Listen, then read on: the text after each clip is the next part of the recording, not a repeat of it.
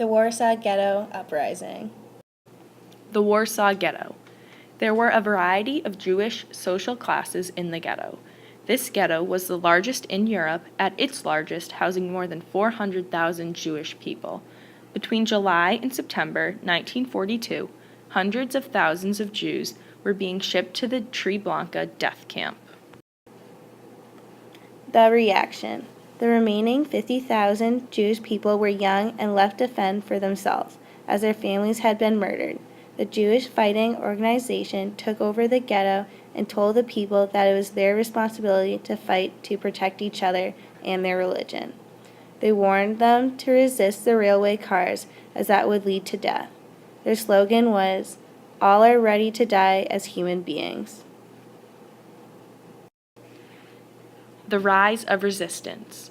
After the Jews heard word that the Germans intended to kill all remaining people in the ghetto, some individuals stepped up to lead a resistance. Mordecai Anilowitz led the start of resistance for the revolution of Jewish people at the age of 24.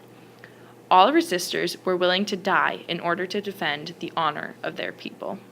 The Jewish people began to organize themselves into an armed resistance. They started to build bunkers. As I pointed out, the buildings were practically vacant. So most of the people moved to the ground floor. And the resistance fighters started to build bunkers in the basements. My father was a member of the underground, and we had a bunker too. The floor in our powder room, the whole floor lifted, commode and all, and then you'd step down a flimsy little ladder, and you were out of sight. Well, the resistance fighters build a network of bunkers, and they dug tunnels so that they can move from bunker to bunker, and tunnels underneath the wall to get to the other side, to the Christian side, and hopefully obtain ammunition and arms from the Christian underground.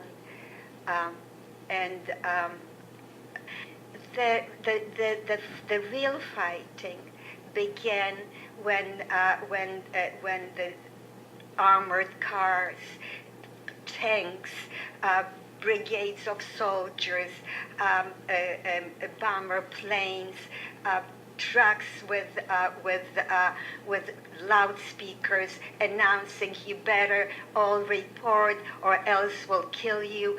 And of course, we did not obey. We bolted into our bunker, and you can imagine when we pulled the trap door closed and we stepped into this damp darkness, the ceiling closed in on us, the walls pressed me in. The few people who were with me in the bunker were my whole nation. The flickering of the carbide light was the substitute for the sun.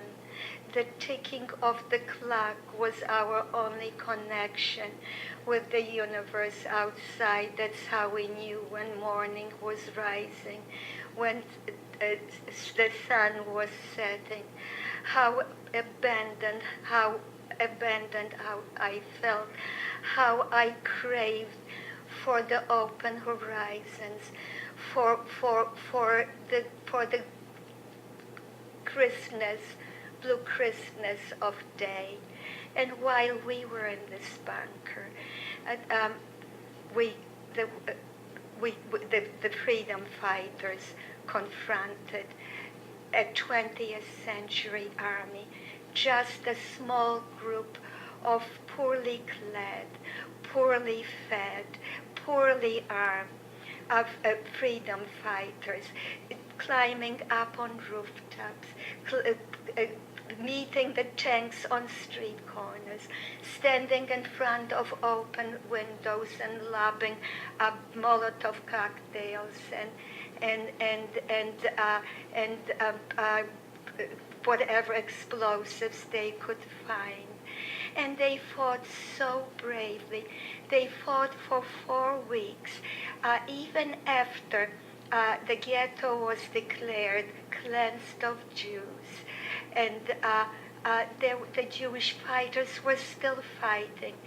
It is really noteworthy that the Jewish resistance fighters in the Warsaw Ghetto fought longer than it took for France or for Poland to capitulate. I think that is remarkable. Well, boom, there was this horrendous explosion. I thought that my head was blown off. Dust was flying, splinters were flying around me. In one instant, our hiding place was invaded by a bunch of barbarians, and they chased us out of the bunker. At that point, there was not even a corner that we could hide in. We didn't even have the freedom to fall to our knees and form fists and smash the earth. We were marched through the streets.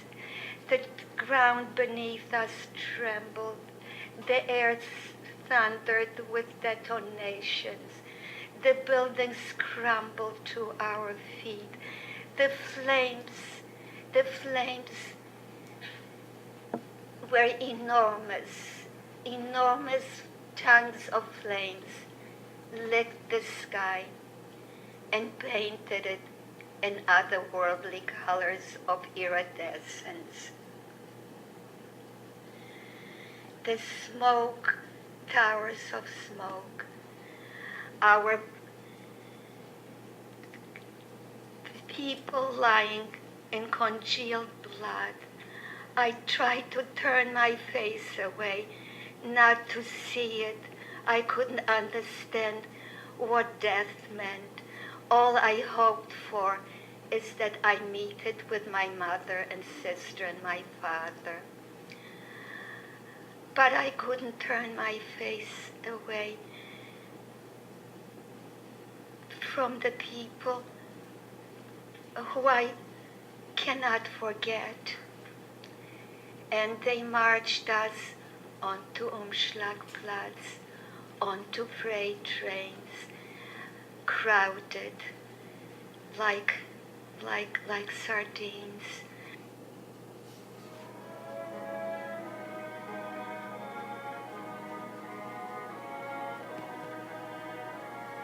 You have been listening to First Person, Conversations with Holocaust Survivors, a podcast series of the United States Holocaust Memorial Museum. Every Wednesday at 1 p.m. from March through August.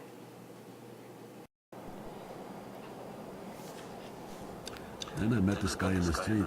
I say, Freisky, what is all about this?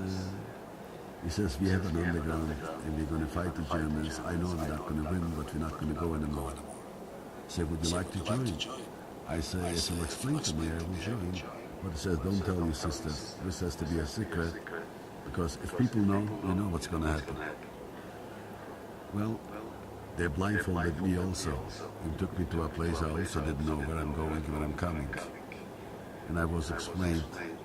The second man to Anilevich.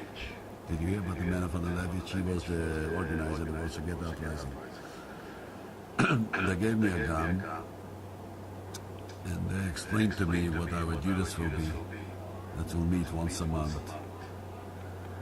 And if we need something, we could phone, not to the organization's bunker, but to a private home, and they will relay the message.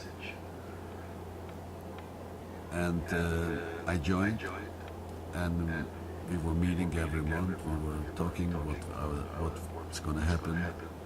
We stored gasoline for Molotov cocktails to make, and they knew where I live, so they gathered some people from the same area, about 16 of us. They said that this is your area. If the uprising comes to be, if they're going to ship us out, the first thing you have to do is burn. There was a factory that made parts for airplanes. This is your first duty, is to break the windows, throw in a few Molotov cocktails, and this will go. Anyway, one day, first night of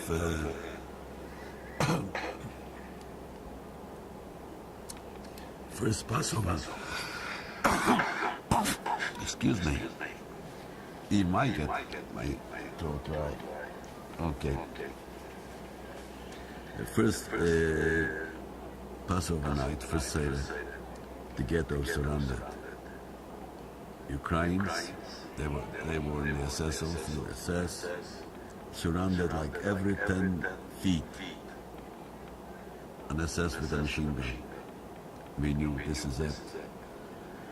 And they called out